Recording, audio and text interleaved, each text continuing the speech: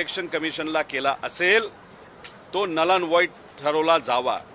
म्हणजे तो कुठलाही जो संवाद असेल, पत्रव्यवहार असेल, हा गृहीत धरू नये असं कुणी त्या ठिकाणी लिहिलेलं आहे तर सुनित्रा काकींनी लिहिलेलं आहे। मग आम्ही आमच्या लोकांना कामाला लावलं, काही लोकांना विनंती केली, काही आपल्यासारख्या पत्रकारांशी आम्ही संपर्क साधला आणि मग काही माहिती आमच्याकडे आली। ती माहिती म्हणजे अजितदादांच्या ॲक्सिडेंट नंतर 18व्या दिवशी म्हणजे 16 फेब्रुवारी 2026 त्या दिवशी एक पत्र अजितदादांच्या पक्षाकडनं हे इलेक्शन कमिशनला देण्यात आलं।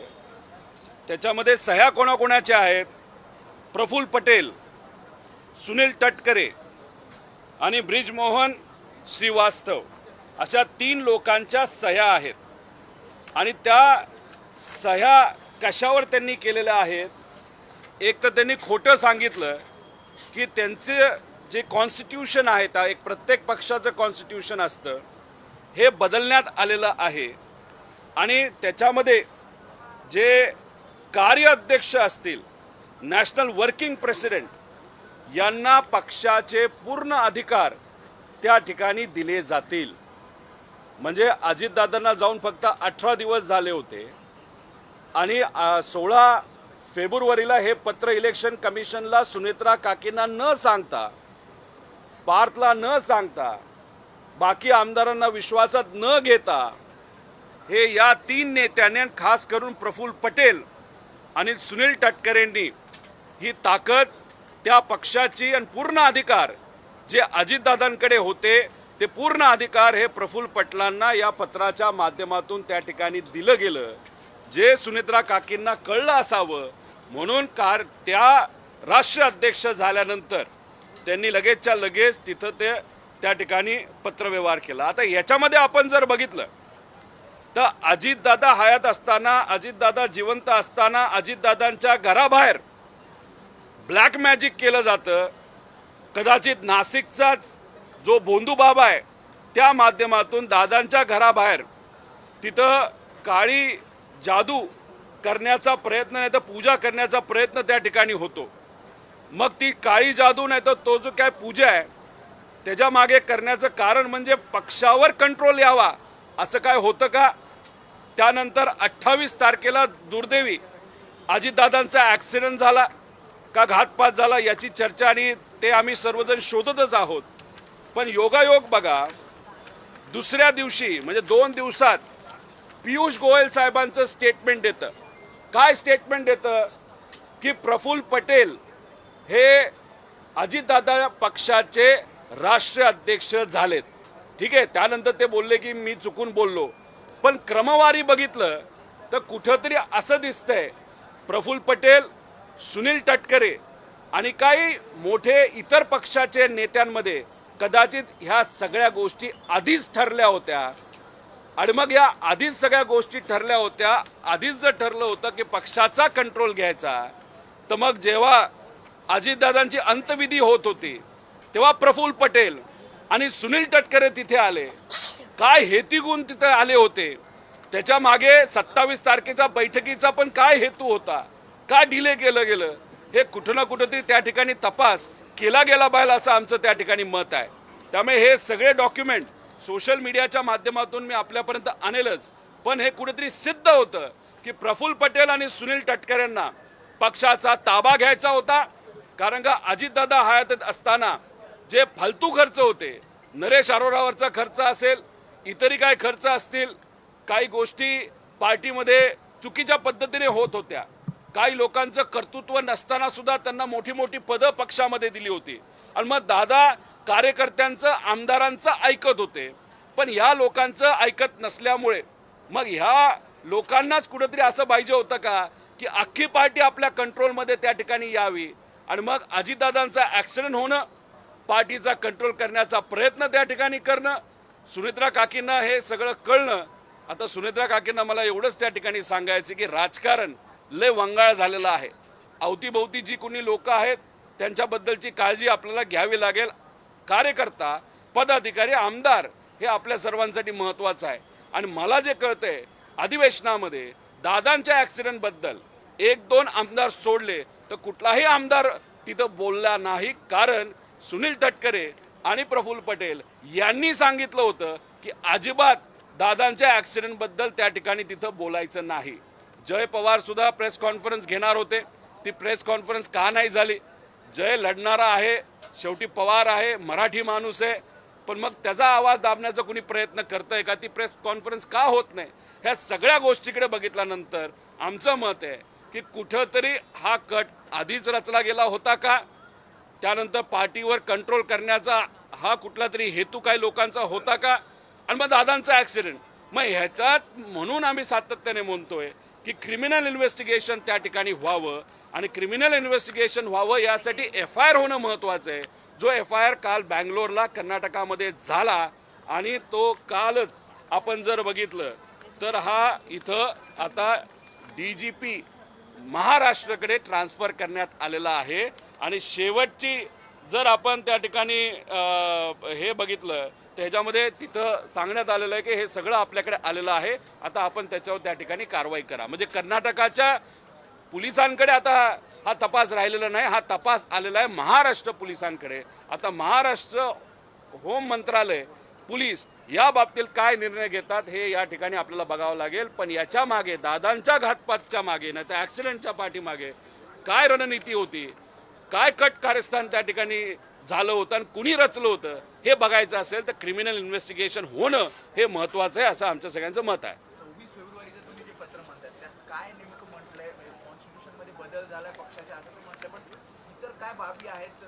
त्याच्यामध्ये बऱ्याच बाबी आहेत, पण त्यात असं सांगण्यात आलेलं आहे की the national president shall preside over the national convention and his her absence the national working president shall preside. म्हणजे नॅशनल वर्किंग प्रेसिडेंटला सगळी ताकद मिळली जाईल जेव्हा तिथं राष्ट्रीय अध्यक्ष नसेल.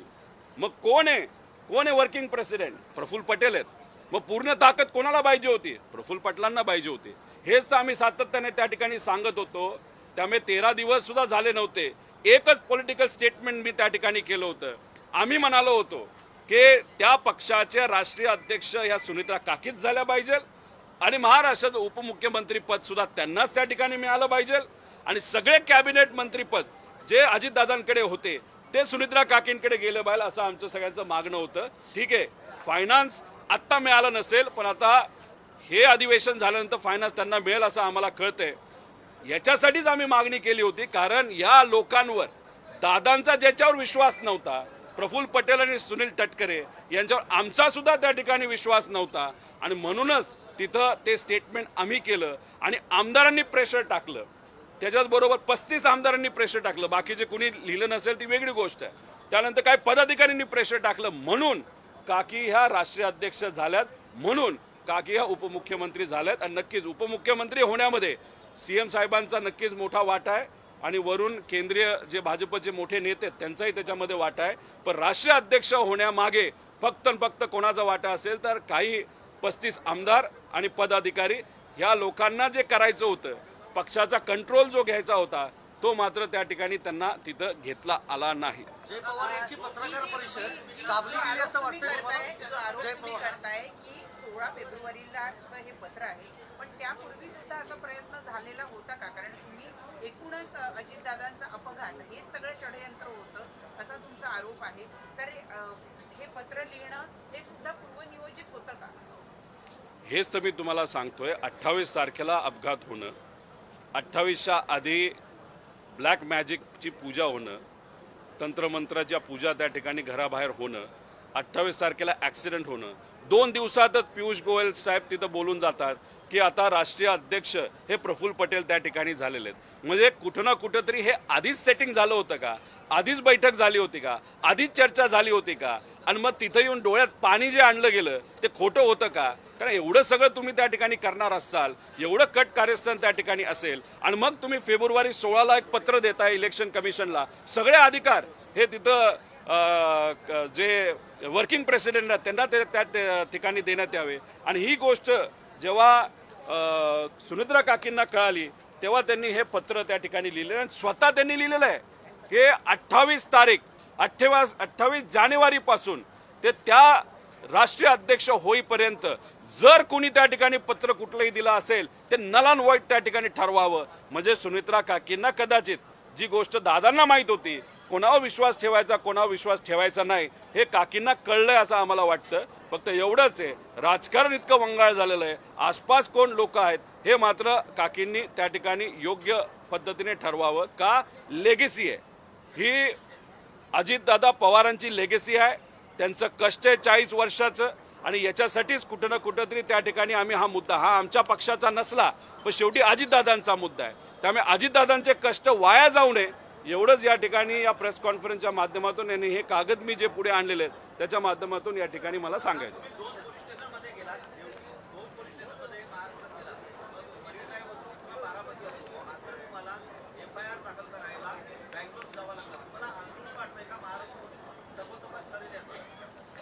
हे बघा, तपास तर महाराष्ट्रालाच करावा लागेल. ही घटना महाराष्ट्रामध्ये घडलेली आहे.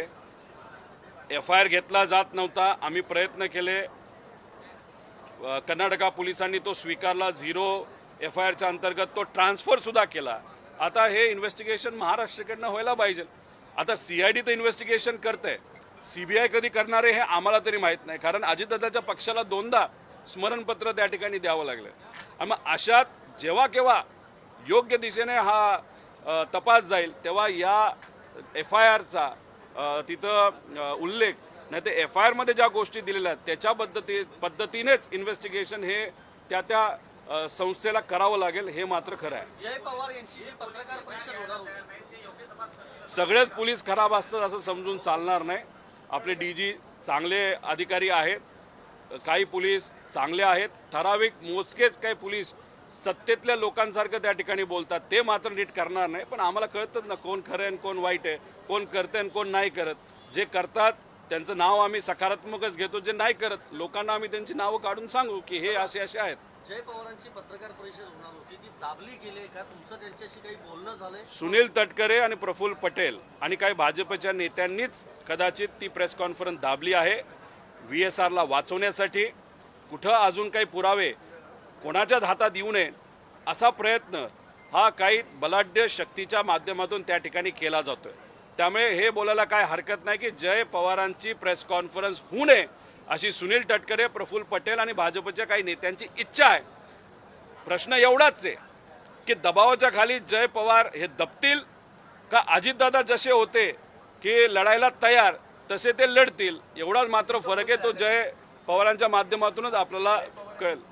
नाही झालं या संदर्भामध्ये आता हे जे पत्र हाती लागलेलं आहे या संदर्भामध्ये तुमचं सुनेत्रा पवार किंवा त्यांच्या पक्षातल्या त्यांची मुलं या दोघांपैकी कोणाशी काही बोलणं झालेलं आहे का?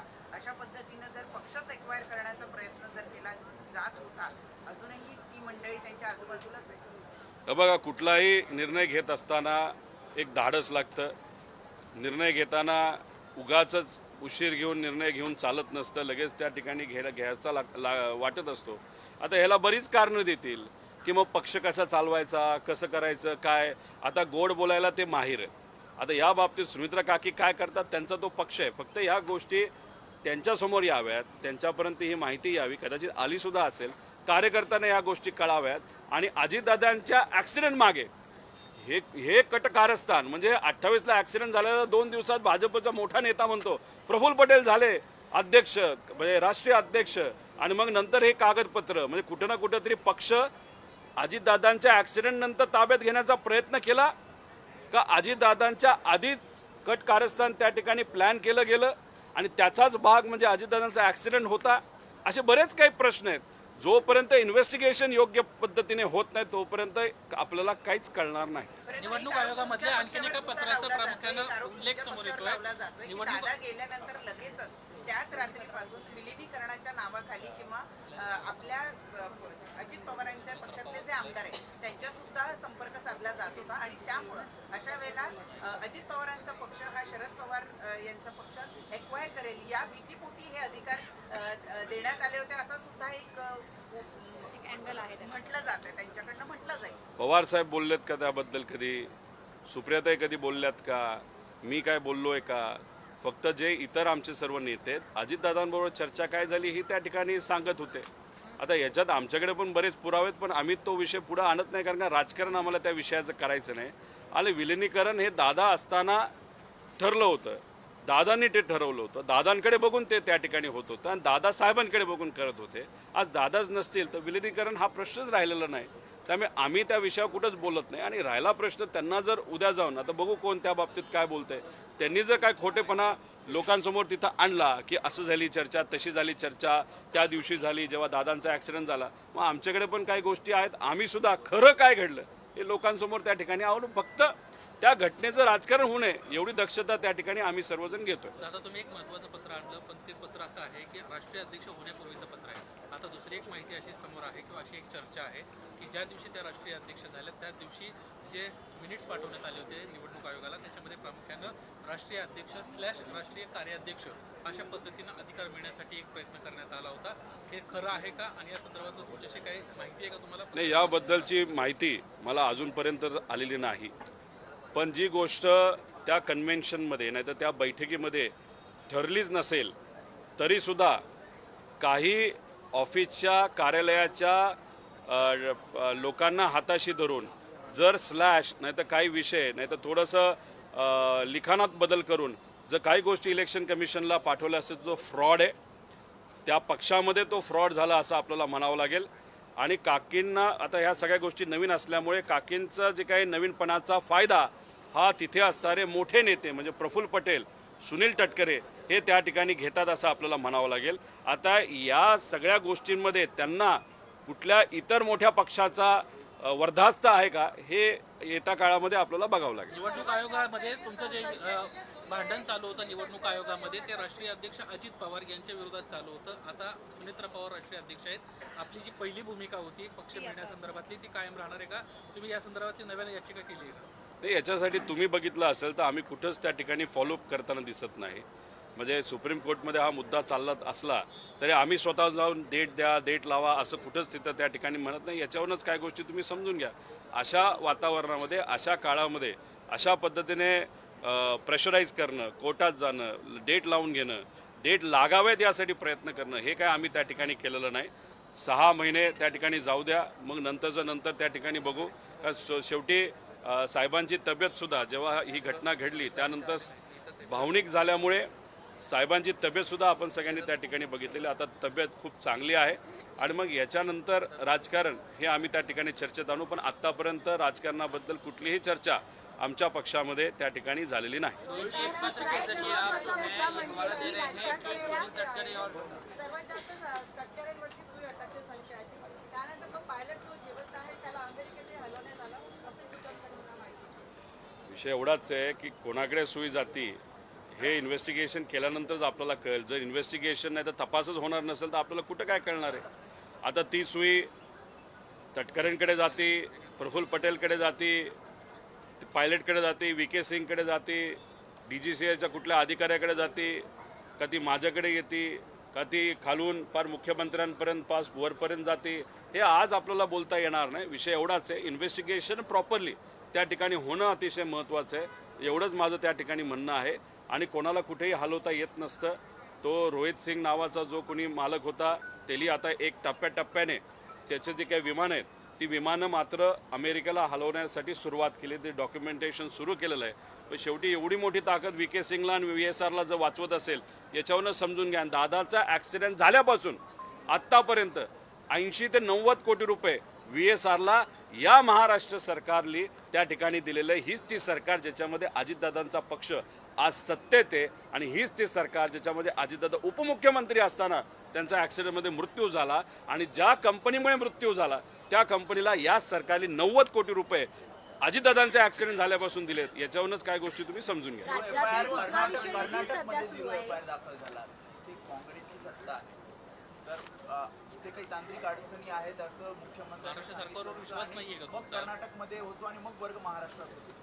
40 वर्ष अजितदादांनी या महाराष्ट्रातल्या लोकांसाठी तिथं काम केलं, समाजकारण आणि राजकारण.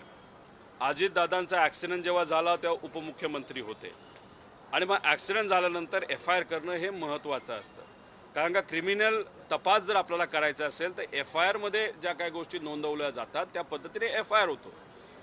मुंबईमध्ये 0 FIRच्या अंतर्गत प्रयत्न केला, बारामतीत केला, त्यानंतर CID कडे केला, तर तिथं कुठंच FIR घेतला गेला नाही.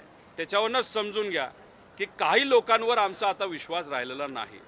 पण शेवटी आता आम्हाला कर्नाटकात जावं लागलं. त्याचं कारण असं की तिथे काही महिन्यांपूर्वी जेव्हा गवई साहेब या सुप्रीम कोर्टचे प्रमुख असताना त्यांच्यावर जेव्हा एका चिरकुट व्यक्तीने तिथं बूट फेकला होता, महाराष्ट्रामध्ये वातावरण तापलं होतं, तेव्हा अमरावती, पुणे, नागपूर, त्याच्याचबरोबर कोल्हापूर या बऱ्याच भागात 0 FIR करण्याचा प्रयत्न केला होता त्या चिरकुट माणसाच्या विरोधात, ज्याने एवढ्या मोठ्या महान व्यक्ती म्हणजे जो एकदम कष्टातून मोठा होता, महाराष्ट्राचा स्वाभिमान गवई साहेबांवर बूट फेकला, असं त्या जली फेकला त्याच्यावर तो FIR करण्याचा प्रयत्न केला. पण महाराष्ट्रात तो झाला नाही.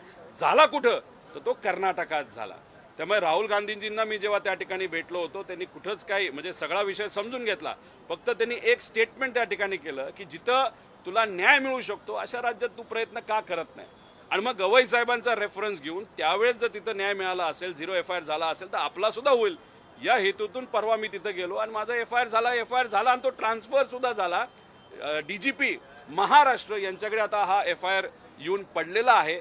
तो आता बारामतीला घेऊन जावा लागेल आणि त्यानंतर तपास त्या पद्धतीने करावाच लागेल. दादा राज्यात एक दुसरा मुद्दा देखील आहे. रोहित दादा, राज्यामध्ये एक दुसरा मुद्दा देखील उपस्थित होतोय, तो म्हणजे अशोक खरात यांचा विषय देखील राज्यामध्ये सध्या आहे.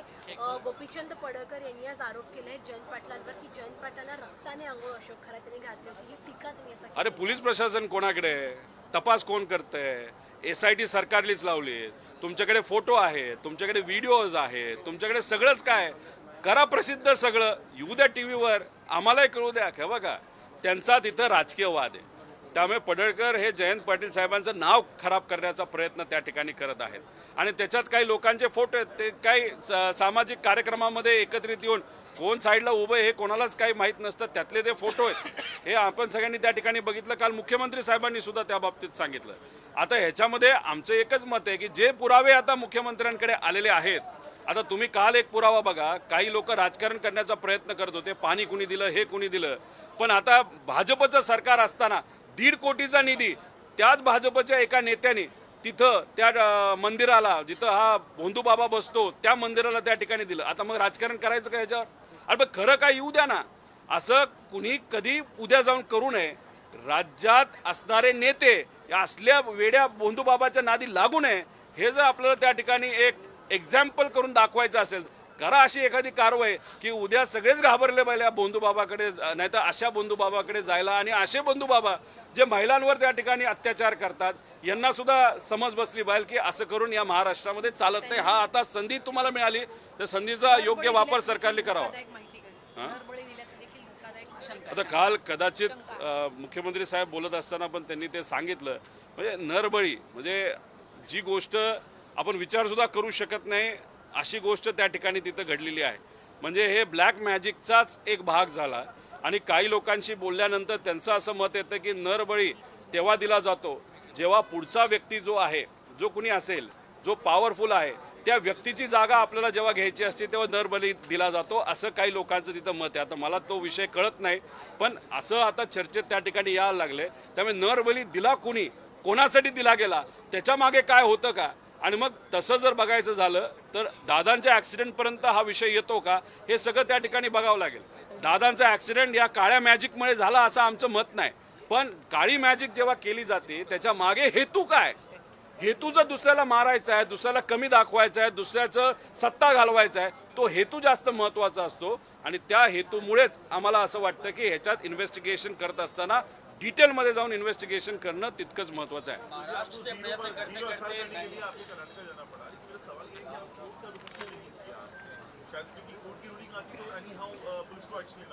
देखो, न्याय व्यवस्था पे हमारा विश्वास है. हम कोर्ट भी जा सकते थे, कोर्ट जाने के बाद हमको 100% न्याय मिलने वाला था, लेकिन कोर्ट ने वो न्याय दिया. हमको ये जानना था कि महाराष्ट्र सरकार, महाराष्ट्र की पुलिस ये अगर FIR कर नहीं रहे तो दूसरा राज्य अगर न्याय देने वाला राज्य है वहाँ पे जाके वहाँ का जो पुलिस प्रशासन है वो न्याय देता है कि नहीं देता वो हमको देखना था. और दूसरी बात, हमको लोगों को भी दिखाना था कि ये जो एफआईआर, 0 एफआईआर नहीं तो नॉर्मल एफआईआर जो हम बात कर रहे थे, महाराष्ट्र में ये जो प्रशासन है उन पे कोई तो कंट्रोल कर रहा है, इसके कारण ये एफआईआर यहाँ पे नहीं हुआ। लेकिन वहाँ पे कर्नाटका में पुलिस प्रशासन ने, मैं सिर्फ अकेला वहाँ पे गया था, कोई बड़ा नेता मेरे साथ नहीं था, मेरा एफआईआर ले लिया। मतलब वहाँ पे सामान्य व्यक्ति को, कॉमन मैन को न्याय मिल सकता है कर्नाटका में, लेकिन महाराष्ट्र को नहीं मिल सकता।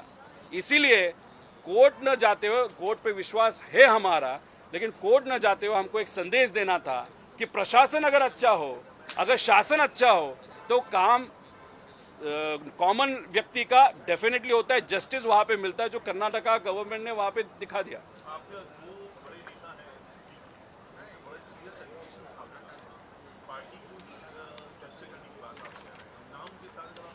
पत्रिका हवाला दिया है। देखो, ये जो पत्र है, ये पत्र सुनेत्रा काकी का है। उन्होंने ये पत्र कब लिखा? जब वो उनके पार्टी के राष्ट्रीय अध्यक्ष बने। कब बने? 8 तारीख को बने। ये पत्र कब का है? 10 मार्च का पत्र है। अभी वहाँ पे अगर आप देखो तो यहाँ पे एक लाइन उन्होंने लिखी है, उस लाइन में उन्होंने लिखा है 28 जनवरी, मतलब दादा का एक्सीडेंट जब हुआ उस दिन से आज तक अगर किसी भी व्यक्ति ने इलेक्शन कमीशन को कोई भी पत्र वहाँ पे दिया होगा, वो नल एंड वॉइड कंसिडर किया जाए। वो खुद उन्होंने ही लिखा। अभी हमने थोड़ा सा रिसर्च करने के बाद कौन सा वो पत्र है, तो 16 फरवरी को ये यहाँ पे जो पत्र है, ये पत्र सुनील तटकरे, प्रफुल्ल पटेल और कोई ब्रिजमोहन मोहन श्रीवास्तव, उन्होंने ये पत्र इलेक्शन कमीशन को दिया है। और वहाँ पे जो वर्किंग प्रेसिडेंट है, जो प्रफुल्ल पटेल है, उनको पूरे अधिकार वहाँ पे दिए जाए, ऐसे वहाँ पे उन्होंने बोला है। और बोलते वक्त उन्होंने बोला कॉन्स्टिट्यूशन में चेंज हुआ है, जो नहीं हुआ था। मतलब कुछ तो गलत इंफॉर्मेशन देते हुए पावर लेने की कोशिश प्रफुल्ल पटेल और सुनील तटकरे ने वहाँ पे की थी। और सबसे इम्पोर्टेंट बात क्या है, देखो कि जब अजीत दादा का एक्सीडेंट हुआ था 28 जनवरी को हुआ था, और शायद 1 तारीख के आसपास या 30 तारीख के आसपास गोयल साहब ने, जो भाजपा के बहुत बड़े नेता है, उन्होंने बोला था प्रफुल्ल पटेल ये राष्ट्रीय अध्यक्ष अजीत दादा पक्ष के हो गए। तो अभी अगर ये 2 दिन में ये स्टेटमेंट आता है, और वहाँ पे अगर आप देखो तो इसके बाद एक प्रयत्न होता है वहाँ पे कंट्रोल करने का, तो कहाँ ना कहाँ तो भी कॉन्स्पिरेसी है क्या? साथ में बैठते हुए कुछ प्लान किया था क्या? दादा का एक्सीडेंट उस प्लान का एक हिस्सा है क्या? ये जो प्रफुल्ल पटेल और सुनील तटकरे जो अभी पार्टी पे कंट्रोल लेने की वहाँ पे कोशिश कर रहे हैं, तो ये सुनेत्रा काकी को मालूम था, इसलिए उन्होंने ये पत्र निकाला। अभी आगे क्या होगा, कैसे होगा, देखा जाएगा। क्योंकि दादा जब थे तब सुनील तटकरे और प्रफुल्ल पटेल, उनका जो स्टाइल था वो नरेश अरोड़ा को ताकत देने का, खर्चा वहाँ पे करने का, ये करने का, वो करने का। कोई ऐसे पदाधिकारी है जो कुछ काम नहीं करते, शायद बोधू बाबा के साथ ही ज़्यादा पूजा करते होंगे, उनको वहाँ पे रखना है कि नहीं रखना, ऐसी बहुत सारी चर्चा थी जो दादा प्रफुल्ल पटेल और सुनील तटकरे के खिलाफ थे। अभी वही प्रफुल्ल पटेल और सुनील तटकरे दादा के बाद पार्टी को कंट्रोल में लेने की कोशिश की। उसी के साथ दादा जब जिंदा थे उनके घर के बाहर ब्लैक मैजिक वहाँ पे किया था। अभी ब्लैक मैजिक पे हमारा विश्वास नहीं, लेकिन उसके पीछे जो इंटेंट है दैट इज ऑल्सो इम्पोर्टेंट। और नासिक का जो भोंदू बाबा पकड़ा, सुनील तटकरे जी और उनके पार्टी के जो प्रमुख अलग नेता है उनका और वो भोंदू बाबा का बहुत पास वाले संबंध वहाँ पे थे। तो अभी ये सब देखने के बाद इसलिए हमारा कहना है कि इन्वेस्टिगेशन करते वक्त डिटेल इन्वेस्टिगेशन करने की जरूरत है, और इस पेपर को भी उस इन्वेस्टिगेशन का भाग किया जाए। आप जिन 2 लोगों का नाम ले रहे हैं, आज भी वो 2 लोग सुनेत्रा जी के इर्द गिर्द हैं। इस मुद्दे को लेकर आपकी बातचीत हुई, क्या आपने उन्हें आगाह किया है? देखो, अभी सुनेत्रा काकी राजनीति में है, राजनीति में काम करते वक्त अभी उनको केयरफुल रहने की जरूरत है। जो लोग दादा के खिलाफ थे या दादा उनके खिलाफ हुए थे, उसके बाद ही दादा ने निर्णय लिया था कि अभी ये सबको बाजू को रख के पार्टी को 2 पक्ष साथ में आना चाहिए। उसके कारण भी कुछ तो रीजनिंग होगा। अभी काकी ने निर्णय लेना है कि किसको साथ में रखना है, किसको साथ में नहीं रखना। हमारा ड्यूटी जो था, क्योंकि दादा ने ये जो पार्टी बनाया बहुत कष्ट से वहाँ पे बनाया है, और उन्होंने इस पार्टी को बहुत आगे लेके वहाँ पे गए थे। अनफॉर्चुनेटली उनकी डेथ वहाँ पे हुई, और उसके बाद जिस तरीके से पार्टी को कंट्रोल करने की कोशिश हो रही, ये इसके बारे में काकी को वहाँ पे पता रहना चाहिए, यही बात यहाँ पे हम कहेंगे।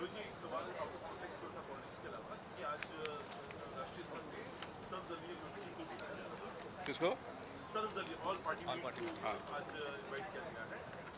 सवाल ये है कि क्या देश एनर्जी लॉकडाउन की तरफ आगे बढ़ रहा है? इसको लेकर सरकार से आपका क्वेश्चन। नहीं, देश के लिए अगर सब पार्टी इकट्ठा आके कुछ सोल्यूशन निकाल रहे हैं तो अच्छी बात है, लेकिन आप एक चीज़ समझ लो कि ये सिचुएशन में हम कैसे आए वो भी थोड़ा देखने की बात है। अपने जो डिप्लोमेटिक रिलेशनशिप जो भी कंट्री के साथ जो अच्छे तरीके से रखने चाहिए थे वो हम रख नहीं पाए। हमने यूएस को मतलब अमेरिका को ज़्यादा इम्पोर्टेंस वहाँ पे दिया, और अमेरिका को इम्पोर्टेंस ज़्यादा देने के कारण हमने जो आसपास के जो देश थे जिसमें ईरान भी वहाँ पे आता है उसके साथ हमने रिलेशनशिप खराब कर दिया। और वो रिलेशनशिप या डिप्लोमेटिक रिलेशनशिप प्रॉपर न रखने के कारण आज जो गरीब है, जो छोटा मोटा बिजनेस वहाँ पे कर रहा है, जिसका गैस से रिलेटेड है, अभी आगे जाके पेट्रोल का शॉर्टेज आने वाला है, डीजल का शॉर्टेज वहाँ पे आने वाला है, गैस का तो ऑलरेडी शॉर्टेज है और ये सिर्फ शुरुआत है, बहुत बड़ा वहाँ पे शॉर्टेज आने वाला है। गलती तो सरकार से हुई है, लेकिन लोगों के हित के लिए सब पक्ष साथ में आके अगर कोई सोल्यूशन वहाँ पे निकाल रहे तो वो स्वागत करने की बात है। Thank you.